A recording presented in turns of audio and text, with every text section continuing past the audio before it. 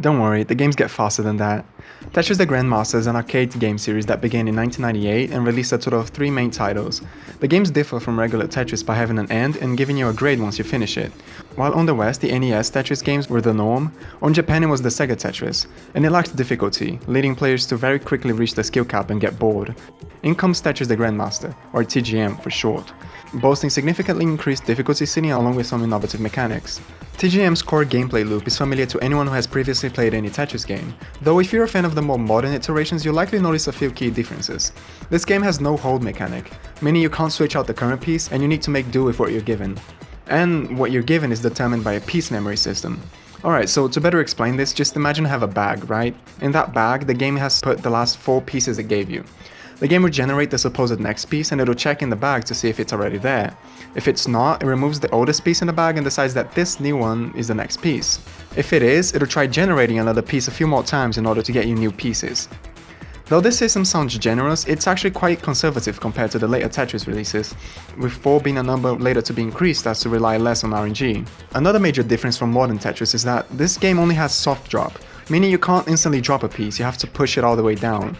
Though annoying when you're a newcomer, it ain't that big a deal. The game's speed ramps up quite fast, so it very quickly stops being an issue. Plus, you can always just decide to play with a bigger stack, so you'll be spending less time dropping your pieces. The game also allows you to buffer your inputs. What this means is that, say, you're about to spawn your next piece, but you want said piece to already be rotated and moving right at an increased pace. All you do is hold the rotate button and the right button, and the game will do those for you. This is one of the main things that allows for surviving the challenging speeds this game gives you. You see this level counter here? Each piece you drop counts as a level, and so do line clears. The levels in this game are for separating the marathon into sections of sorts, each section having 100 levels. Though you do move through the levels by passively stacking, the game stops you at 99 and sits there, requiring you to clear a line before it allows you to advance.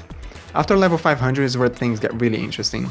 This is where the game sets you on insta-gravity, or 20G, meaning the pieces drop instantly to the bottom. The way this works is, unlike Western Tetris releases like NES Tetris, once the pieces touch the stack they have a 30 frames delay before locking, so you can still slide them around and play perfectly well, though you will have to adjust the way you organize your stack to better survive this section.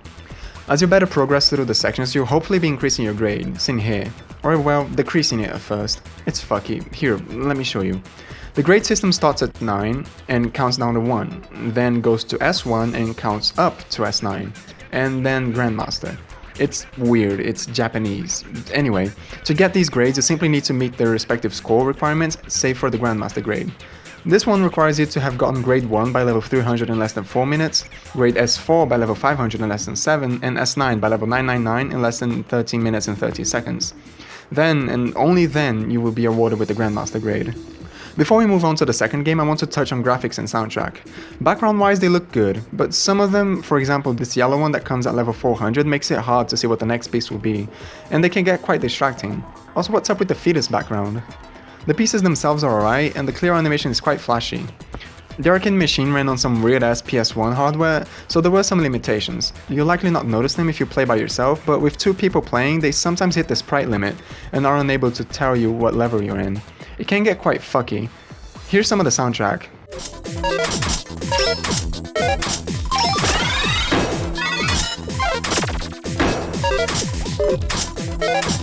It's funky and blends well with the piece spawning sounds. The later levels introduce some faster stuff.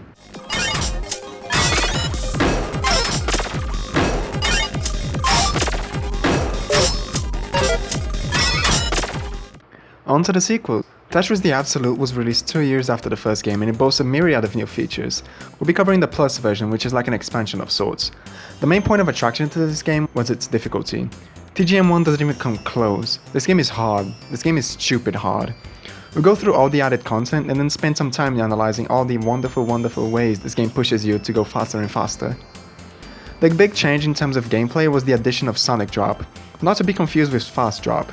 The difference being that while Fast Drop immediately drops the piece all the way down and locks it, Sonic Drop just drops it, allowing you to still move and rotate the piece afterwards. This is great for working with overhangs and T-spins and vastly improves the early game. While on the previous game you had to stack dangerously high to play fast only on this one you can just do it right off the bat. The game also expands the piece memory system. You know that bag thing that we talked about?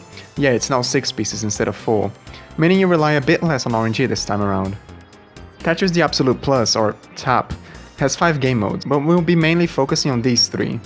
Normal is a mode for more casual players and generally unremarkable, and TGM Plus is basically the first game but with some bells and whistles here and there. Now, onto the good stuff. Starting with Master. This is the main meat of the game. Much like in the previous iteration, you play for 999 levels and get given a grade from 9 to S9. Except now, on top of the ludicrous difficulty the game presents you with, it also expects you to complete the credits roll, with the blocks going invisible 5 seconds after you lock them. But hey, that only happens if you're not good enough. If you are, the game will give you pieces that go invisible as soon as you lock them. Again, expecting you to survive this. If you don't, you get the M grade, but if you do, you're awarded the Grandmaster grade. You might have noticed these medal things here. These are the game recognizing your gameplay feats but not really telling you what they are. It's okay though, I got you. AC means you performed a perfect clear, in other words clear the screen of blocks. RO means you rotated your pieces a lot. ST means you had a good section time. SK means you did a lot of Tetrises. RE means you almost died but then you didn't. And finally CO means you cleared a bunch of lines in a row, performing a combo. Explaining further how this game handles difficulty, while on TGM1 the way it ramped was by increasing the gravity till it became instant and then you had to survive for the remaining 500 levels, now not only do they do that, but they also decrease the times it takes for a new piece to spawn, the time it takes for a line to clear, and on level 900 onwards, the time it takes for the piece to lock. I was originally going to give you a rundown of how the grading system works for this game, but yeah, no. Alright, all you need to know is that, besides the internal work being a lot more complicated, the end result is vastly improved. The game more accurately measures your skill and gives you a better measured grade. It expects you to be doing lots of Tetrises and generally completing the later sections faster than you did the earlier ones. And that about wraps us up on Master. On to Death. What a fantastic name for a game mode. Serves as a warning too. Death is basically Master but fast from the start. It also has less focus on score and time, instead concentrating on pure survival. The game begins on instant gravity and remains that way throughout. However, it still increases all the other aspects previously discussed difficulty-wise as you progress through the sections. Once you reach level 500, the game will look at your time. If you're over the 325 mark, it'll stop you, say excellent, but let's do better next time, and boot you out. Alright, well let's say you get there in less than 325. Then the game gives you the M grade and you keep going. From that point onwards, the difficulty stays consistent, and again, it's pure survival. If you make it to 999, the game awards you with the Grandmaster grade. The last mode we'll cover is one of the more interesting and unique game modes you can get in a Tetris game. It's co-op Tetris where you share the same playfield. This is such a fucking mess, I love it. For starters, the line clear animation is instant, so you don't mess with your opponent. Yes, opponent, not partner. You will very quickly find out that although you can generally coordinate well in the early game, the further in you get, the faster you have to play, and that makes it so you'll be messing with your mate's piece placing and vice versa. The objective is for both players to reach level 300. There is a catch though. Each player has their own counter, meaning one player can reach it and have to wait for the other to catch up. Once the player reaches level 300, it goes into instant gravity mode, meaning big skill discrepancies will inevitably doom any run unless the faster player holds back. Although at times buggy, this game mode is a load of dumb fun, and it's a shame more modern Tetris games don't implement it. They fixed the background issues the previous game had. Though they can still be quite busy, it never gets in the way. Some of them look really cool too. I like the industrial theme surrounding the backgrounds. Soundtrack is still really good.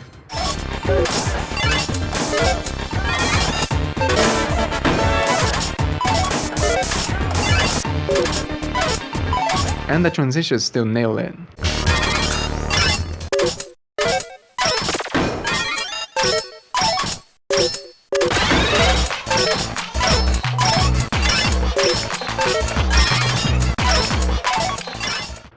And for the last entry in the series, Terror Instinct. It was released 5 years after TAP, and is the series entry that features the most changes, mostly due to the publisher pushing the developers towards a more uniformed modern Tetris standards. The game now has 2 gameplay modes, Classic Rule, which is what you're used to from the previous games, and World Rule, which is basically a modern Tetris mode with overall toned down difficulty. Think of it as easy mode. Nevertheless, the game continues the trend of increased difficulty, so much so I had to play on World Rule for some of the recordings, cause otherwise I simply wasn't good enough to show you the stuff I wanted to cover. Following this push to be closer to the modern Tetris iterations, this game has 3 previews now, as well as a hold button. They also added extra wall kicks, which is where your piece is already down in the field and you use a rotation to make it jump up a bit. While the 2 previous games were quite strict with this, Terror Instinct allows for a tad bit more use of it, especially with the eye pieces. Again, we'll first cover the Master mode and then cover the Terror Instinct equivalent of Death, should I say. Sadly, they did away with the doubles on this one, probably because it was a pain to implement. Anyway, let's get to it. This time around, Master is a lot more dynamic. The speed at which the game plays changes not only depending on what level you're in, but also how well the player is doing. Meaning while a slower player will only reach instant gravity at level 500, a fast player can reach it as soon as level 300. Much like in the previous game's death mode, if you reach level 500 in a time the game deems too slow, it'll end and boot you out, only allowing you to play beyond it if you reach it in under 7 minutes. The grading system also got a lot of changes. For starters, there's a lot more of them. Like previously, they start at 9, head down to 1, and then from S1 to S9, they then go to M1, up to M9, followed by Master, Master K, V, O, M, and finally Grandmaster. Much like in the previous game, the way they calculate this is way too complex for me to cover well, so instead we'll just talk about the more interesting parts of it, like the cool and regret system. What those are is whenever you're about level 80 of a section, the game will look at your time. If the game deems you worthy, it'll give you this neat little cool on screen and your grade will go up a bit. Regret is the opposite. If you're not doing too hot, the game will likely be disappointed, showing you the regret pop-up and decreasing your final grade. Another addition to the way grades work is an account system. Yes, on an arcade game. Basically, while you still get your grade as usual after every match, you now have an overarching account grade. The way you increase it, or decrease it, is by receiving exams. This happens when the game notices you're playing better than before and generally receiving higher grades than usual, so it gives you a special match, see? Even the borders change. The game tells you the passing grade and you're off. By the end, it tells you if you pass or not. I mentioned decreasing it. Yes, it also goes the other way around. If the game notices you're slacking and not playing up to your self-imposed standards, it'll give you a demotion exam, and if you fail, you lose grades. It's fucked up. Much like in TAP, you also have the fading or invisible credit section here, again, depending if you're good enough. Though while in the previous game it was a matter of not failing it, Terror Instinct expects you not only to survive, but to conquer. The game wants you to be clear in lines and playing relatively clear, even on this section, and it will affect your grade. You might have noticed I've not talked about how to get Grandmaster yet. That's because I needed you to understand all of those previous systems before we can even begin to tackle this grade. Well, you do now, so let's tackle it.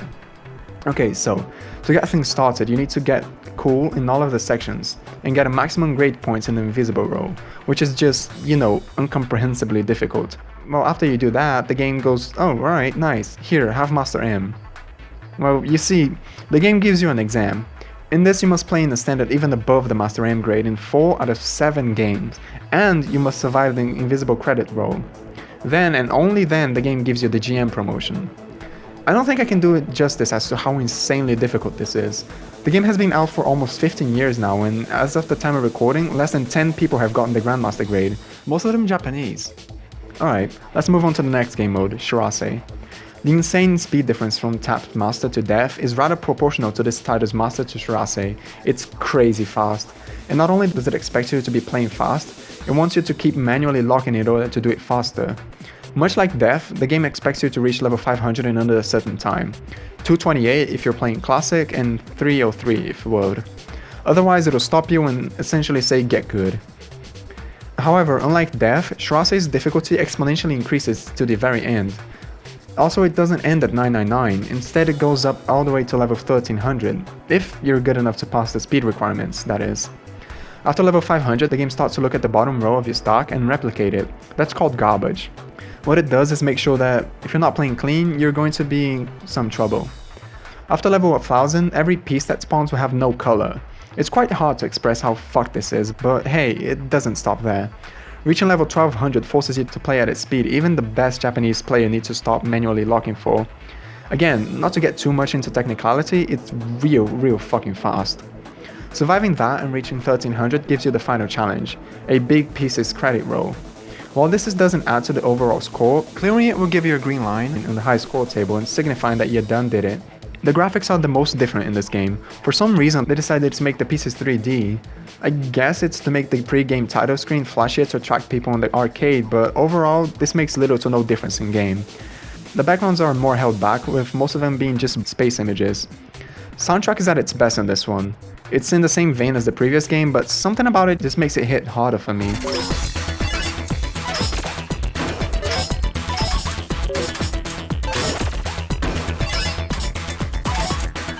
And again, amazing transitions.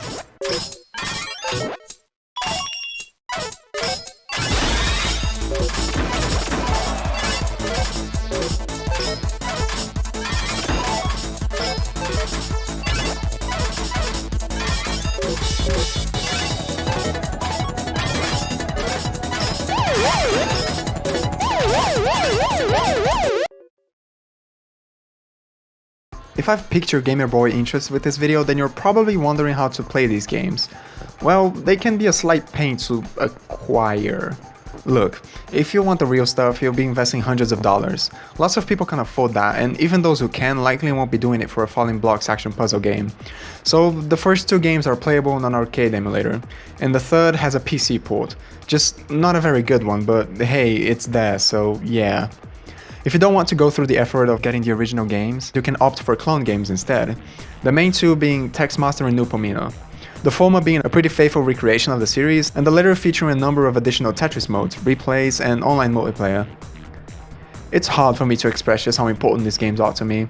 I know for sure I'm not alone in being drawn to the unique charm hard games have, but this is just that cranked up to 100.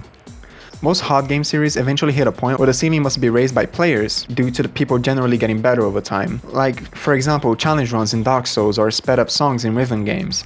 This one, however, has a handcrafted skill ceiling content. It feels so much more genuine and makes me want to keep getting better in hopes of one day experiencing it for myself. I'm not trying to slag off all the hard games though. It's unreasonable to expect a developer to invest time and effort into a massive chunk of content that less than 1% of the player base will be good enough to experience. This game got away with it due to the arcade format and how much money they managed to get off people who wanted to get better because they just knew they could get better and the game expected them to. I can't really see a Tetris game like this being pitched to a suit in the modern game industry and being approved, though I would definitely love to be proven wrong. I loved making this video. Despite TGM being one of my favorite game series, it had been a while since I had spent a good chunk of time just playing the games. Making this video was a great incentive to do so. That being said, I couldn't have done it without the help of my friend Mark. He provided footage of the first 2 games because I simply wasn't good enough to do them justice, and helped me iron out some of my research. I'm certain this video will be a hell of a lot less entertaining if not for his help. I linked his Twitch channel in the description. I'm sure he would love to have you stop by sometime. Thank you so much for watching. I hope I inspired you to try out some TGM. Have a nice day.